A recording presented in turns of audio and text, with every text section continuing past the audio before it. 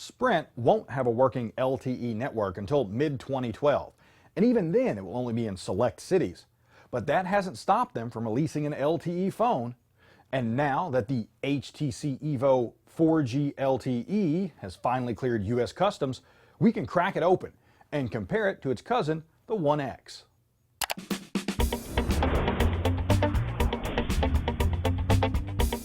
The Evo 4G LTE shares a lot of hardware with the One X, but there are several important differences beyond the Evo's kickstand and two-tone case.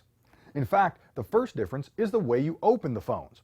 Now, using a thin metal tool, I popped off the upper half of the back cover and then removed the Evo's internal motherboard cover. I then removed the speaker cover and battery compartment cover. In contrast, the One X has a single-piece cover.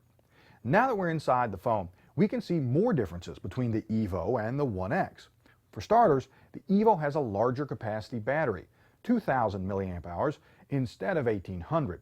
The Evo's battery is also easier to replace as its connector is mounted to the top of the motherboard.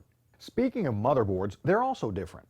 The Evo's board doesn't extend down the side of the phone, as the One X's does. And on the Evo's board, most of the connectors are on the top. Now, this makes working on the Evo easier than working on the One X. Lastly, instead of a micro SIM card slot, the Evo's motherboard has a micro SD card slot. Comparing the rest of the phone's construction, the Evo's vibration motor is mounted at the top instead of the bottom, and the lower speaker is mounted to the front panel assembly instead of the back cover. The Evo also lacks the circuit board that houses the One X docking connector's contacts. Now, despite all these differences, the phones, at least the US versions, do share a dual-core 1.5 GHz Qualcomm S4 processor, 1 gig of RAM, shown here on top of the processor, and 16 gigs of onboard storage, as well as an InvenSense 3-axis gyroscope and Synaptics touchscreen controller. And although I haven't tried to swap them out yet, their cameras also look identical. As of this taping, the Evo 4G LTE is available for $199 with a 2-year Sprint contract. And like the One X, it's a solid phone, even though the US version lacks a quad-core processor.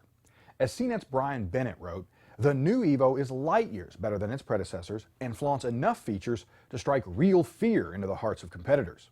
Now, to see more teardown photos and read my full hardware analysis, go to techrepublic.com/crackingopen.